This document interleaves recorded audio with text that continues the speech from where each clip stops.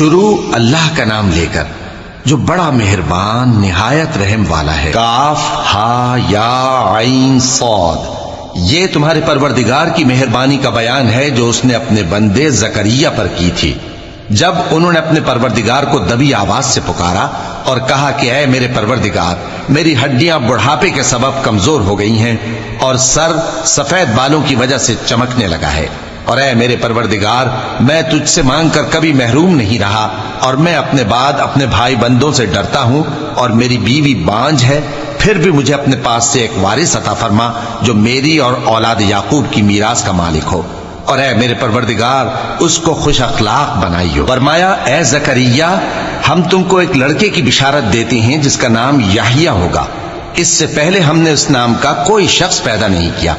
انہوں نے کہا کہ پروردگار، میرے ہاں کس طرح لڑکا ہوگا جبکہ میری بیوی بانجھ ہے اور میں بڑھاپے کی اس حالت کو پہنچ گیا کہ سوکھ گیا ہوں؟ حکم ہوا کہ اسی طرح ہوگا۔ تمہارے پروردگار نے فرمایا ہے کہ مجھے یہ آسان ہے، اور میں پہلے تم کو بھی تو پیدا کر چکا ہوں اور تم کچھ چیز نہ تھے۔ کہا کہ پروردگار، میرے لیے کوئی نشانی مقرر فرما۔ فرمایا نشانی یہ ہے کہ تم صحیح و سالم ہوتے ہوئے 3 رات دن لوگوں سے بات نہ کر سکو گے۔ پھر وہ عبادت کے حجرے سے نکل کر اپنی قوم کے پاس آئے تو ان سے اشارے سے کہا کہ صبح و شام تسبیح کرتے رہو۔ فرمایا اے یحییٰ، ہماری کتاب کو مضبوطی سے تھامے رہو، اور ہم نے ان کو لڑکپن ہی میں دانائی عطا فرمائی تھی اور اپنے پاس سے شفقت اور پاکیزگی دی تھی، اور وہ پرہیزگار تھے، اور وہ اپنے ماں باپ کے ساتھ نیکی کرنے والے تھے اور سرکش اور نافرمان نہیں تھے۔ اور جس دن وہ پیدا ہوئے اور جس دن وفات پائیں گے اور جس دن زندہ کر کے اٹھائے جائیں گے ان پر سلام ہے۔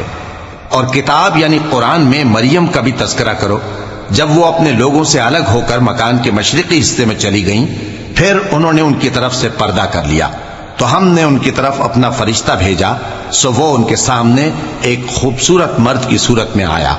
مریم بولی کہ اگر تم پرہیزگار ہو تو میں تم سے بچنے کے لیے رحمان کی پناہ لیتی ہوں۔ فرشتے نے کہا کہ میں تو تمہارے پروردگار کا بھیجا ہوا یعنی فرشتہ ہوں، اور اس لیے آیا ہوں کہ تمہیں پاکیزہ لڑکا بخشوں۔ مریم نے کہا کہ میرے ہاں لڑکا کیوں کر ہوگا جبکہ مجھے کسی مرد نے بطور شوہر چھوا تک نہیں اور میں بدکار بھی نہیں ہوں۔ فرشتے نے کہا کہ یوں ہی ہوگا، تمہارے پروردگار نے فرمایا کہ یہ مجھے آسان ہے اور میں اسے اسی طریق پر پیدا کروں گا تاکہ اس کو ہم لوگوں کے لیے اپنی طرف سے نشانی اور ذریعہ رحمت بنائیں، اور یہ کام مقرر ہو چکا ہے۔ چنانچہ وہ اس بچے کے ساتھ حاملہ ہو گئیں اور اسے لے کر ایک دور جگہ چلی گئیں۔ پھر درد ذہ ان کو کھجور کے تنے کی طرف لے آیا، کہنے لگیں کہ کاش میں اس سے پہلے مر چکتی اور بھولی بسری ہو گئی ہوتی۔ تب ان کے ٹیلے کے نیچے کی جانب سے فرشتے نے ان کو آواز دی کہ غمناک نہ ہو، تمہارے پروردگار نے تمہارے نیچے ایک چشمہ پیدا کر دیا ہے، اور کھجور کے تنے کو پکڑ کر اپنی طرف ہلاؤ، وہ تم پر تازہ عمدہ کھجوریں گرائے گا، تو کھاؤ اور پیو اور آنکھیں ٹھنڈی کرو۔ اگر تم کسی آدمی کو دیکھو تو کہنا کہ میں نے اللہ کے لیے روزے کی منت مانی، تو آج میں کسی آدمی سے ہرگز کلام نہیں کروں گی۔ پھر وہ اس بچے کو اٹھا کر اپنی برادری والوں کے پاس لے آئیں۔ وہ کہنے لگے کہ مریم، یہ تو نے برا کام کیا۔ اے ہارون کی بہن، نہ تو تیرا باپ ہی برا آدمی تھا اور نہ تیری ماں ہی بدکار تھی۔ تو مریم نے اس بچے کی طرف اشارہ کیا۔ وہ بولے کہ ہم اس سے کہ گود کا بچہ ہے کیسے بات کریں؟ بچے نے کہا کہ میں اللہ کا بندہ ہوں، اس نے مجھے کتاب دی ہے اور نبی بنایا ہے، اور میں جہاں ہوں اور جس حال میں ہوں اس نے مجھے صاحب برکت بنایا ہے، اور جب تک زندہ ہوں مجھ کو نماز اور زکوٰۃ کا ارشاد فرمایا ہے، اور مجھے اپنی ماں کے ساتھ نیک سلوک کرنے والا بنایا ہے اور سرکش و بدبخت نہیں بنایا، اور جس دن میں پیدا ہوا اور جس دن مروں گا اور جس دن زندہ کر کے اٹھایا جاؤں گا مجھ پر سلام ہے۔ یہ مریم کے بیٹے عیسیٰ ہیں، اور یہ سچی بات ہے جس میں لوگ شک کرتے ہیں۔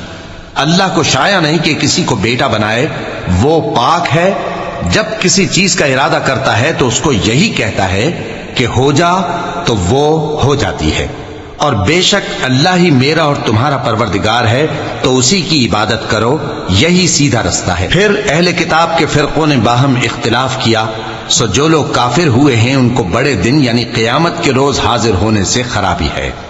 وہ جس دن ہمارے سامنے آئیں گے کیسے سننے والے اور کیسے دیکھنے والے ہوں گے، مگر ظالم آج کھلی گمراہی میں ہے۔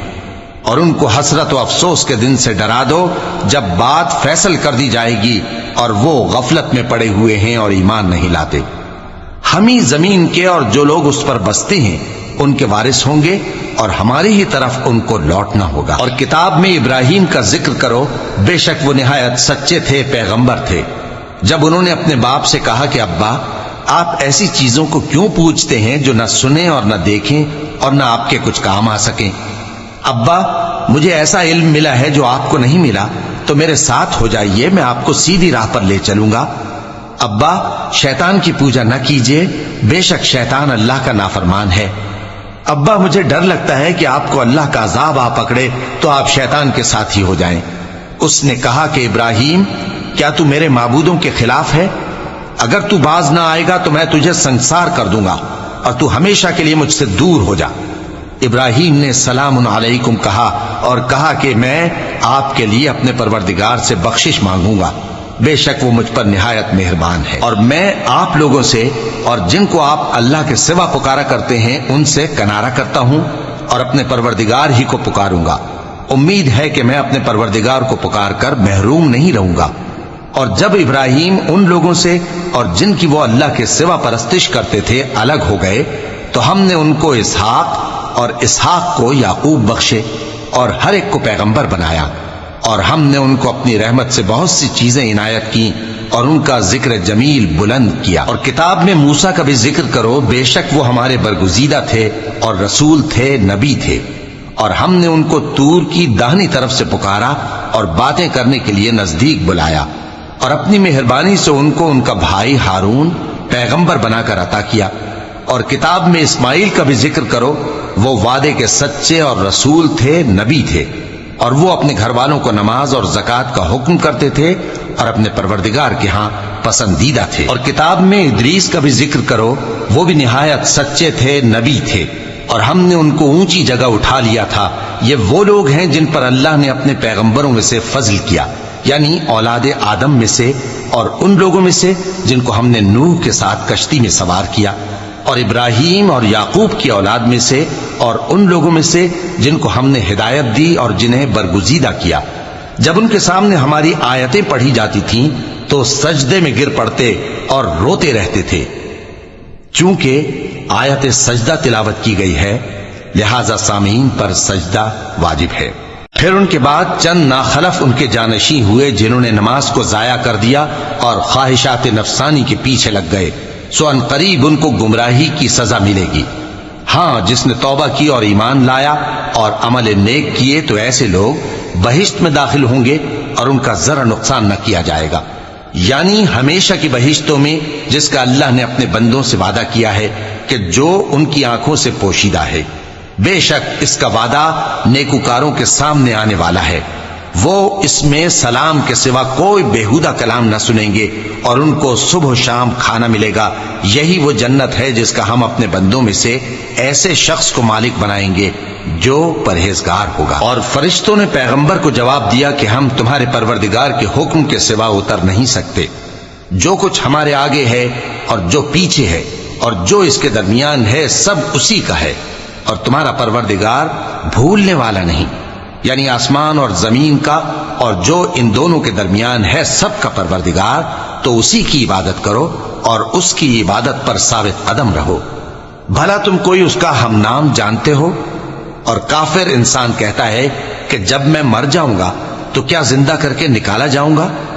کیا ایسا انسان یاد نہیں کرتا کہ ہم نے اس کو پہلے بھی تو پیدا کیا تھا جبکہ وہ کچھ بھی چیز نہ تھا؟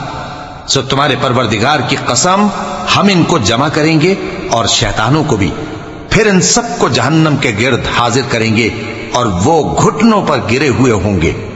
پھر ہر گروہ میں سے ہم ایسے لوگوں کو کھینچ نکالیں گے جو رحمان کے مقابلے میں سخت سرکشی کرتے تھے، پھر ہم ان لوگوں سے خوب واقف ہیں جو اس میں داخل ہونے کے زیادہ لائق ہیں، اور تم میں سے کوئی شخص نہیں مگر اسے اس پر گزرنا ہوگا، یہ تمہارے پروردگار پر لازم ہے، مقرر ہے۔ پھر ہم پرہیزگاروں کو نجات دیں گے اور ظالموں کو اس میں گھٹنوں کے بل پڑا ہوا چھوڑ دیں گے، اور جب ان لوگوں کے سامنے ہماری آیتیں پڑھی جاتی ہیں تو جو کافر ہیں وہ مومنوں سے کہتے ہیں کہ دونوں فریق میں سے مکان کس کے اچھے اور مجلسیں کس کی بہتر ہیں، اور ہم نے ان سے پہلے بہت سی امتیں ہلاک کر دیں، وہ لوگ ان سے ٹھاٹ باٹ اور نمود و نمائش میں کہیں اچھے تھے۔ کہہ دو کہ جو شخص گمراہی میں پڑا ہوا ہے، رحمان اس کو آہستہ آہستہ مہلت دیا جاتا ہے، یہاں تک کہ جب اس چیز کو دیکھ لیں گے جس کا ان سے وعدہ کیا جاتا ہے، خواہ عذاب اور خواہ قیامت، تو اس وقت جان لیں گے کہ مکان کس کا برا ہے اور لشکر کس کا کمزور ہے۔ اور جو لوگ ہدایت یاب ہیں اللہ ان کو زیادہ ہدایت دیتا ہے، اور نیکیاں جو باقی رہنے والی ہیں وہ تمہارے پروردگار کے ہاں صلے کے لحاظ سے خوب اور انجام کے اعتبار سے بہتر ہیں۔ بھلا تم نے اس شخص کو دیکھا جس نے ہماری آیتوں سے کفر کیا اور کہنے لگا کہ اگر میں اثر نو زندہ ہوا بھی تو یہی مال اور اولاد مجھے وہاں ملے گا؟ کیا اس نے غیب کی خبر پالی ہے یا اللہ کے یہاں سے عہد لے لیا ہے؟ ہرگز نہیں، یہ جو کچھ کہتا ہے ہم اس کو لکھتے جاتے اور اس کے لیے آہستہ آہستہ عذاب بڑھاتے جاتے ہیں، اور جو چیزیں یہ بتاتا ہے ان کے ہم وارث ہوں گے، اور یہ اکیلا ہمارے سامنے آئے گا، اور ان لوگوں نے اللہ کے سوا اور معبود بنا لیے ہیں تاکہ وہ ان کے لیے موجب عزت ہوں۔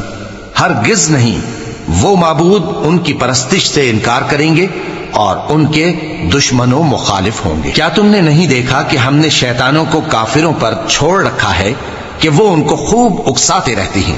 تو تم ان پر عذاب کے لیے جلدی نہ کرو کہ ہم تو ان کے لیے دن شمار کر رہے ہیں، جس روز ہم پرہیزگاروں کو رحمان کے سامنے بطور مہمان جمع کریں گے اور گناہگاروں کو دوزخ کی طرف پیاسے ہانک لے جائیں گے، تو لوگ کسی کی سفارش کا اختیار نہ رکھیں گے مگر جس نے رحمان سے اقرار لے لیا ہو، اور کہتے ہیں کہ رحمان بیٹا رکھتا ہے۔